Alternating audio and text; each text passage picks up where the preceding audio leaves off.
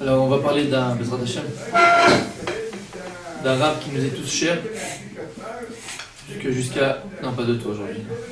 Parce que jusqu'à présent, jusqu'à présent. En tout cas moi personnellement quand j'étais plus petit, quand j'étais jeune, non, on va pas faire ça. Je pensais que c'était un Tunisien. C'est qui? Rabimir? Bah, la laisse. C'est un petit, je trouvais que Rabimir c'était un Tunisien. C'est un mot de nos grands-mères. Non, c'est pas un Tunisien, Rabimir. C'est dans la Gemara. Notamment nos grands-mères, Rabimir, pour la Keila, pour le machin, le petit ton, machin. Je trouvais que c'était un Tunisien. Ben, quand j'étais petit. Le jour où j'ai appris que c'était pas un Tunisien quand tu as fait la Gemara, pas déprimé, j'ai dit c'est pas possible. Tu fais des recherches, mais bon, rien à faire. En tout cas, dans la Neshama, il doit être tunisien. En tout cas, avant la Youla de Rabbi Shimon Bar Yochai, on a la Youla de Rabbi Meir Balanes. Le mec que chez les Tunisiens, c'est Rabbi Meir Sébastien. Bon, mais dans tout le cas d'Israël, c'est mardi soir. Comme demain le cours de Rabbi Michael, alors. Comme Bessar Cheni, Bilio. Alors, c'est demain soir. Hein? C'est demain soir. Mercredi soir. C'est mardi soir. Mardi soir. Ouais, mardi soir. Donc comme pour les poissons aussi. Attention. Voilà. Donc c'est Dieu. On attend. Alors comme c'est la Iloula de Rabbi Meir Balanes, c'est important d'abord de le fêter. Puisque la Iloula, c'est le jour d'anniversaire de la mort, mais en fait c'est une grande simcha, puisqu'on fête le Gilou de la Torah que le Tana Eloki nous a dévoilé. Alors regardez, on va juste parler des autres Hachem, on va juste donner un...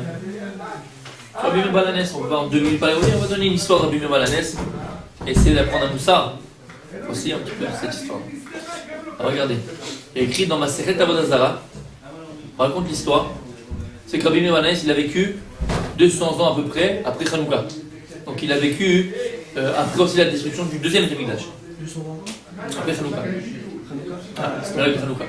Il a donc vécu la période où la destruction du Beth Mikdash. Le Beth Mikdash était détruit.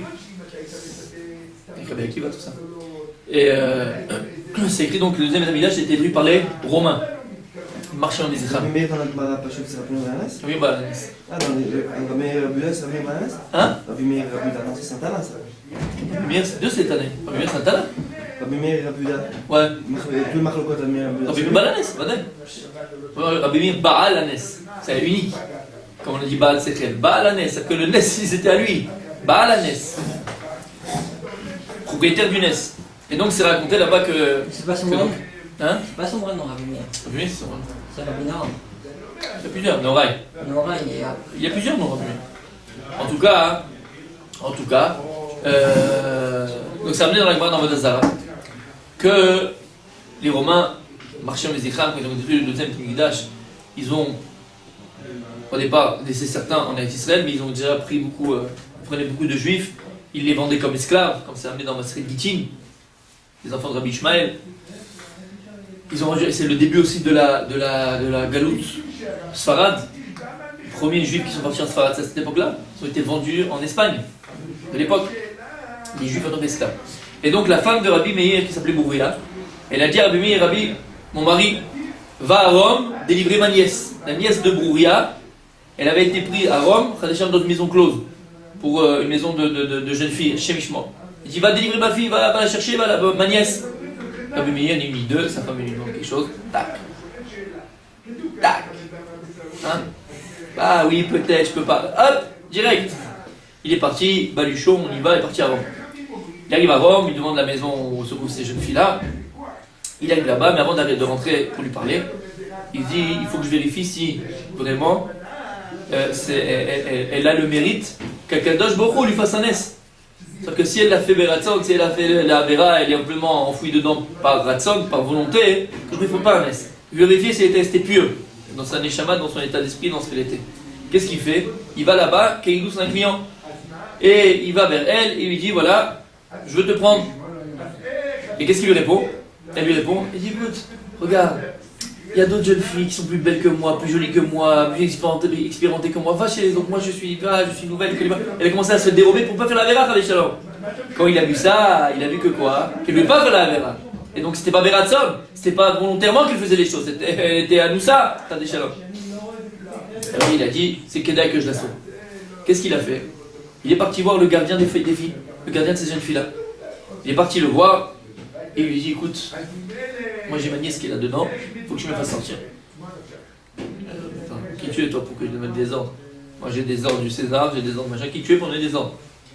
Il dit, écoute, si je te donne quelque chose qui vaut tout l'or du monde, la plus grande chose qui peut exister dans le monde, je te l'offre. Tu accepteras? Bien sûr, d'accord. Il dit, regarde, on fait un contrat, je te donne le secret et tu me rends ma nièce. Il dit, d'accord. Il dit, écoute, je vais te donner un secret. Sache que dès que tu auras n'importe quel souci, n'importe quel problème, n'importe quelle situation la plus dangereuse qui puisse exister, maman, à 2 secondes avant la mort, une fraction de seconde avant la mort, par exemple, tu as une situation qui est très difficile, tout est perdu, tu dis une phrase. Et là, A, Demeir, Aneni. Et tu seras sauvé. C'est bon? Il dit, c'est bon. Moi, tu me prends pour qui? Pour un rigolo? Je sais que ça marche ton histoire. Moi, tu me dis des trucs abracadabra, et je vais te croire, je vais te ta nièce. Montre-moi que ça marche ton histoire. Si j'achète pas, il n'y a pas de problème. Il y avait là-bas dans la maison, à côté de cette maison-là, de jeunes filles, il y avait des pitbulls, des rottweilers, des chiens comme ça féroces qui gardaient là-bas. Alors Rabbi Meir a commencé à ajouter des cailloux, à faire des grimaces entre guillemets, il a fait les chauffer un petit peu tout ça pour qu'ils s'excitent. Il commence à s'exciter, commence à venir vers eux pour les manger tout cru. Et le gars il tremble, Rabbi Meir dit allez dis la phrase. Et le gars dit allez Demeir Aneni. Ah, les chiens ils font miaou. Ils viennent le caresser, ils jouent avec lui à papates, des gros rottweilers, des chevaux. Le mec il est content, il dit purée ça marche, c'est magnifique et tout. Il ouvre la porte, il prend ta nièce et va-t'en. Maintenant bien sûr, les soirs, on recense les filles qui sont là-bas. Ils vont faire le recensement, il manque une fille. Il dit qui c'est qui a fait ça? C'est sûr que c'est le gardien. Il le prenne, il entre au compte. Il l'amène là-bas pour le pendre. Il essaye, ils mettent la corde, ils le font, ils le machin, rien. Il dit le mot, là Demeir Aneni. Ils n'arrivent pas à le tuer. Rien. C'est le marbre, un coup de marbre. Il le frappe, il le brûle, rien ne marche. Là Demeir Aneni, rien ne marche. Ils n'arrivent pas à allumer le feu. Rien. Puis le bourreau, quand il essaye de le tuer, il entend qu'il dit des mots comme ça. Il dit abracadabra, comme ça. Il dit attends, qu'est-ce que tu es en train de dire là maintenant? Il dit qu'est-ce que tu es en train de dire maintenant? Il dit non, mais dis-moi sinon. Je te vais jamais chez César. Et bon, il est obligé de dire. Il dit voilà, il y a un juif qui est venu, c'est sa nièce, c'est truc, il m'a donné ça. Il m'a dit que quand j'ai un problème, je dis un mot et je suis sauvé. Qu'est-ce qui s'est passé à ce moment-là? Ils ont fait Wanted. Dans tout Rome, ils ont mis des affiches avec la photo de Rabbi Meir. Wanted, recherché par tous les policiers, par toutes les polices mondiales, internationales. Maintenant, Rabbi Meir, il a dû revenir à Rome, une fois. Et lui, il ne savait pas qu'on le recherchait. Il arrive, il voit ses photos partout et tout, puis il y a des légionnaires romains qui l'ont vu, il commence à courir après lui. Il court. Il rentre dans un magasin, rôtisserie, pur porc, jambon beurre. Il rentre là-bas, il y a une grosse casserole comme ça sur le feu. Il met un doigt dedans, et quand il ressort le doigt, il sort l'autre doigt, il met dans la bouche. Mais il n'a pas mis celui qui a mis dedans. Quand il voit ça, il dit c'est sûr que c'est pas Rabbi Meir, ça. Il ne mange pas taré, pas Rabbi Meir, le grand rabbin des Juifs. Et ils l'ont laissé tranquille. Ça, c'est l'histoire. D'où maintenant, c'est le mécor de la Sigboula, que tout le monde connaît. Que lorsqu'on est dans le pétrin le plus possible, on a perdu un objet, ou n'importe quelle situation difficile, qu'est-ce qu'on dit comme phrase? Rabbi Yosef, qu'est-ce qu'on dit comme phrase? C'est où le mécor? C'est à Vodazar. Maintenant, on a des coups d'aller. Est-ce qu'on doit dire elle a des Rabbi Meir Aneni, ou bien elle a des Meir Aneni? Allez, dans le mécor, la source même, dans la Gemara, dans Vodazar, comment c'est écrit? Elle a des Meir Aneni. On ne dit pas, il n'y a pas écrit là-bas, elle a des Rabbi Meir Aneni. Il y a deux sortes d'avis dans ça. Elle a des Rabbi Meir Aneni, ou elle a des Meir Aneni. Bah, Gemara, Katou, elle a des Meir Aneni. Ok. Alors, il y a deux avis. Premier avis, c'est de dire que Rabbi Meir, Aré Badaï, qui ne va pas dire sur lui qu'il est Rabbi, il est Anav, il est humble. Donc quand il a donné le secret à ce Romain-là, il ne va pas dire elle a des Rabbi Meir, il ne va pas s'appeler Rabbi lui-même.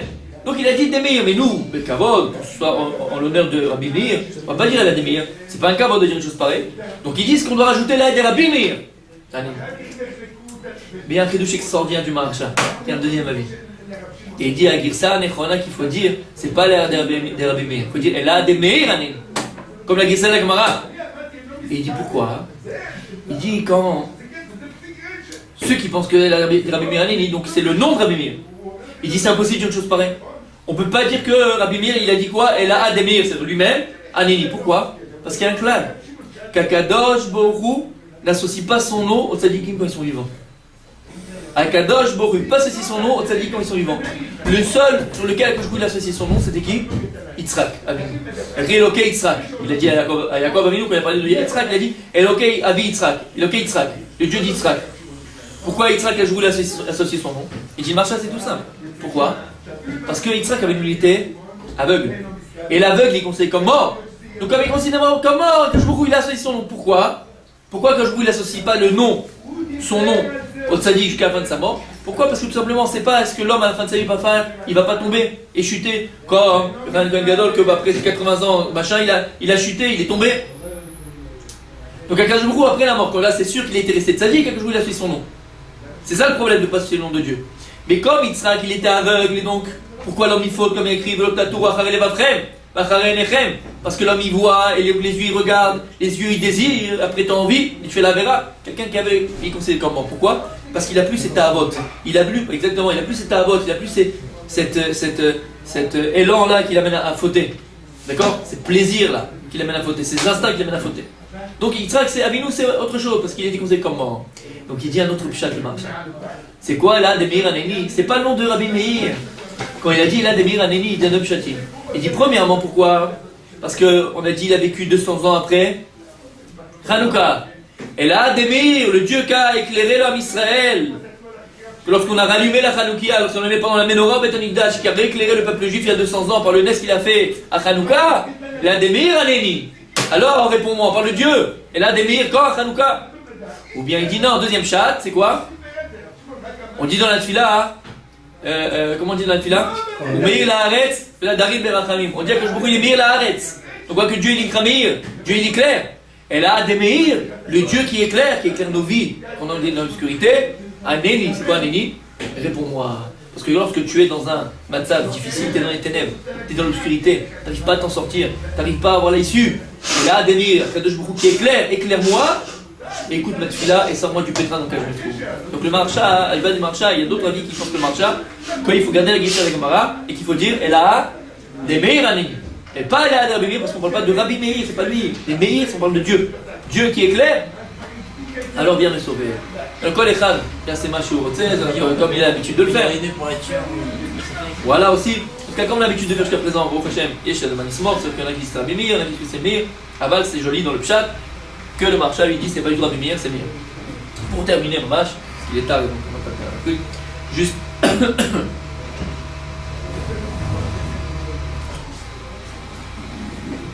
Dernier petit sibour sur lequel on peut apprendre tout ça, c'est ça que je voulais dire tout à l'heure. Comme on dit que Rabbi Meir c'est aussi Rabbi Neo Rai. Pourquoi? Parce qu'il est éclairé. D'accord? Il est éclairé par sa Torah. Et il est écrit dans la fin de Masechet Kiddushin, là-bas, de savoir est-ce qu'il faut enseigner un métier à son fils. Et Rabbi Neo Rai écrit Amar Rabbi Neo Rai Eni Madni el Beni Ela Torah. Moi, je n'enseignerai à mon fils que la Torah. C'est qui a dit ça? C'est Rabbi Meir. Je n'enseignerai, moi, à mon fils que la Torah. D'autres Tanaïm y pensent, enseigner un métier, pas un métier. Il dit, Eni, mais la béni et la Torah. Je n'enseignerai à mon fils que la Torah. Ça, c'est Rabbi Meir. Alors, les Parchim, là-bas, il y en a quoi? Il dit, mais attends, là-bas, au début de ma Masechet Kiddushin, Kaf, Kaf Bet, je crois, Kaf Gimel. Là-bas, arrête, tu nous dis que quoi? Pardon. Là-bas, tu nous dis que quoi? Tu nous dis qu'il faut prendre un métier à son fils? Rabbi Meir lui-même? Comment c'est possible? Il dit non. Il dit c'est pas sauter. Rabbi Meir lui vient dit moi je n'apprendrai un métier à mon fils que la Torah. Un métier à mon fils que la Torah. Pourquoi tu dis un métier? Dis j'apprendrai à mon fils que la Torah. Non, j'apprendrai un métier à mon fils que la Torah. Ils expliquent que mes parents s'est amené dans le Ven Yaakov que finalement pourquoi il dit j'apprendrai un métier à mon fils que la Torah? Parce que c'est tout dans le Shulchan Aruch qu'une personne, chez toi tout Manuto, une personne qui va enseigner la Torah, il y a écrit là-bas mes fois Shulchan Aruch qu'il a le droit de recevoir un salaire de ça. Par exemple, des petits locaux, ça rentre dans une manout. Donc il dit Rabbi Meir, c'est vrai qu'il y a plusieurs manout dans la vie. La plus grande oumanout que tu peux apprendre à ton fils, la plus grande oumanout, c'est Torah Manuto. Que la Torah, ça soit ta oumanout. Que la Torah, ça soit ton travail. Que tu sois Sekba Torah toute ta vie. Enim lam dit Torah, le bni et la Torah. Ça c'est qui c'est Rabbi Meir. Et Rabbi Meir, le Shitato. C'est quoi Rabbi Meir, le Shitato? Il a écrit qu'à la fin de sa vie, Rabbi Meir, quand il allait mourir, tous ses talmidim sont venus à côté de lui. Et Rabbi Meir a dit prenez un stylo et notez, ou un hiéroglyphe, comment ils appellent, un papyrus, et écrivez mon testament. Et dans son testament, qu'est-ce qu'il a écrit à Abimeir? Il a dit toute ma fortune, tout mon argent, toute ma fortune, vous la donnez pour la Torah. Ils ont dit Rabbi, et tes enfants, qu'est-ce qu'ils vont devenir? Fais à moitié, fais le tiers, fais le quart. Toute ta fortune pour la Torah. Qu'est-ce qu'il leur a répondu? Qu'est-ce qu'il leur a répondu? Il leur a dit si mes enfants c'est des Réchaïm, alors qu'ils ne touchent pas à mon argent, il fait des avérotes avec. Si mes enfants c'est des tzadikim, arrête à tout, qu'est-ce qu'il y a écrit? Qu'est-ce qu'il y a écrit? Bezaro, et Varesh Lachem. On n'a pas vu un tzadik que il a abandonné et que sa descendance, elle n'a pas de quoi manger. Donc si c'est des Réchaïm qui ne méritent pas mon argent, si c'est des tzadikim, Akadosh Baruch Hu, il va s'occuper de lui, il va s'occuper d'eux. Mon argent, je le donne à la Torah. Ça c'est Rabbi Meir. C'est une force Atsuma. C'est une force Atsuma. C'est-à-dire que les Tanaïm Akdoshim, ce qu'ils nous apprennent, c'est que lorsque voilà, on fait combien de fois par jour? Minimum 2 fois par jour, non? Au moins 1 fois par jour, on va dire. Et on le dit tous les jours. On n'a jamais eu un tzadik où il a délaissé, abandonné, et que son zéra avec sa descendance, ils ont eu besoin de pain. Il manquait du pain. On le dit 3 fois par jour. La différence, c'est que nous on le dit, mais on ne le pense pas. C'est que nous on le dit, mais on ne le vit pas.